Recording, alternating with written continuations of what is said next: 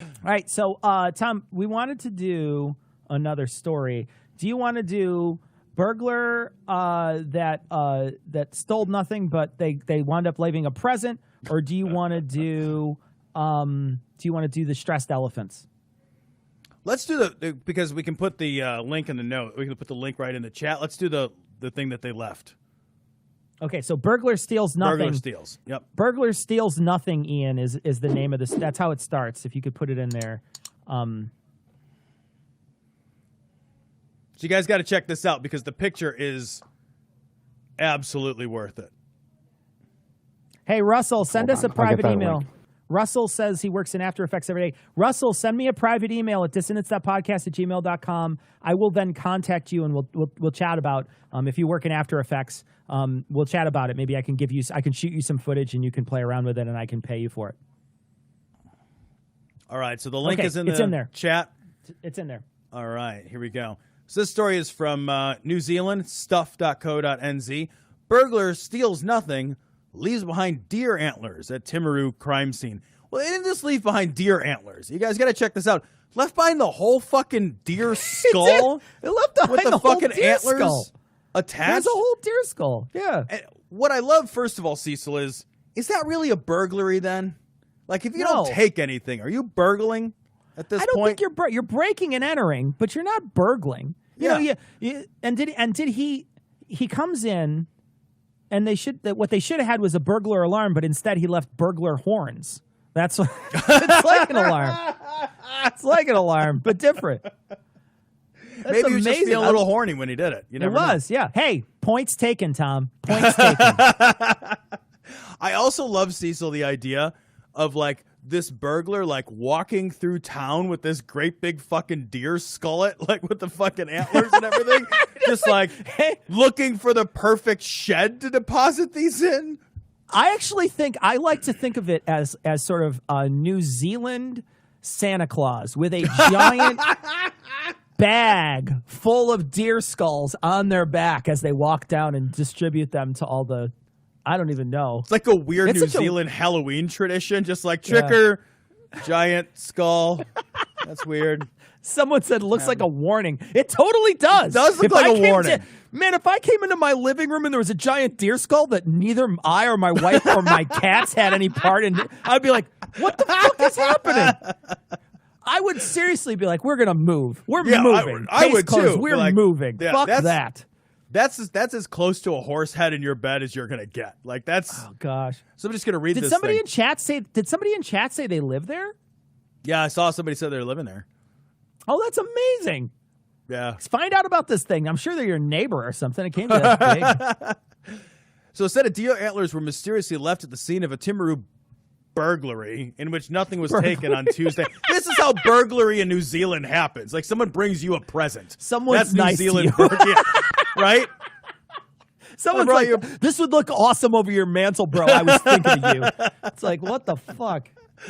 Police are still trying to piece together the mysterious burglary at the Beverly Road address in which a shed was broken into, but nothing was stolen, and an angle grinder and the deer's skull with antlers was left behind. It's like, you got like tools out of this. An angle grinder? What? Somebody just like got an, like, again, picture this guy walking down the street with an angle grinder and deer antlers, just like, what are you looking for? That's a guy you let go to his destination and never question him. Just like, no, that guy clearly has a purpose. Sir, you know what? Never mind, sir. Just keep on doing your thing. That's good. You look good. Look real good. Oh. A wetsuit was removed from the shed, but was left at the scene, according to Senior Constable Ralph Preston, who added that it appeared nothing else was taken from the shed. Police are hoping that the impressive deer antlers will be recognizable to someone and will insist in their inquiry so they can track where it came from. So doesn't that presume that he stole the deer antlers from somebody else and then like is bringing them in some weird like reverse like scavenger hunt of like what the fuck? What? When you were a teenager, so I'm going to tell you a story about when I was a teenager. Yeah. I was in high school and there was this one house that had those fucking cement geese or ducks or whatever. Yeah. Do you know what I'm talking about? The big yeah. ass, Oh yeah. They were like 60 pounds. Yeah, they're right? super heavy. Yep. And they had a whole family of them, right? So they had a whole family of these Geezlings and the big goose. And they had our little clothes, and they would dress them up seasonally so and all this stuff. stupid. And so one night, we went over to their house, and we arranged them in the yard to make it look like they were sacrificing one of the ducks. And so we did a little pentagram with tape, and then we laid the duck in there, and we had the big duck at the head of the star, and we had them all lined up around there. And, so we didn't hear anything about it because we didn't know who the people who lived there were just being assholes. You know what I mean? Right. Like you're just fucking with vandalizing people. a house You're at that point. Yeah. And then another time we moved them next door. So we picked them up and carried them next door and set them there. So I could see someone just being like, I'm going to be real funny and steal Bill's fucking antlers and take them to Joe's house and just like leave them there. But the angle grinder's what gets me. Well, and the wetsuit, they just tried it on, and they're just like, oh, it's the wrong fit. And they just, like, left it, like, just in the yard or whatever. When I was a teenager, Cecil, I did something similar. I found me and my buddy were out, and there was a raccoon, and it had been hit by a car. And it did that thing where raccoons, you see a dead raccoon, and they're kind of like this. They're just dead, and they're stiff, and they got their fucking arms out all, like, crazy.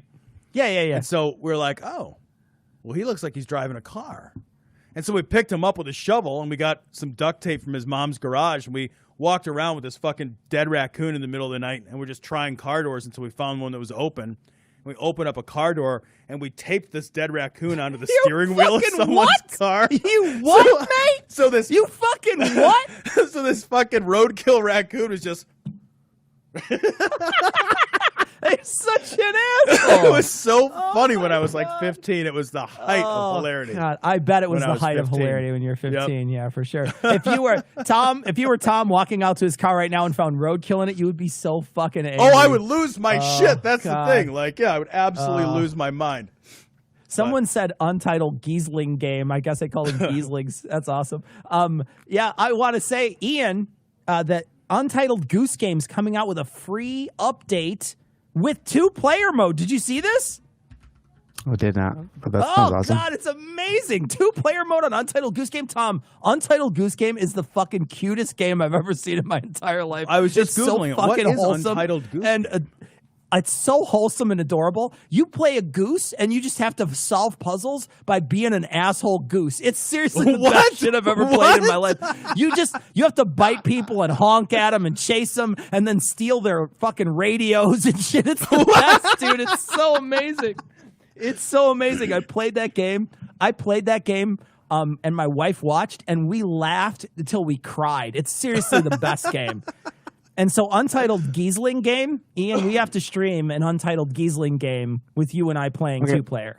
We have to do it. Ian's like, whatever. No, it's fine. Don't talk about my stream. It's probably an Untitled Goose Next story. Next story.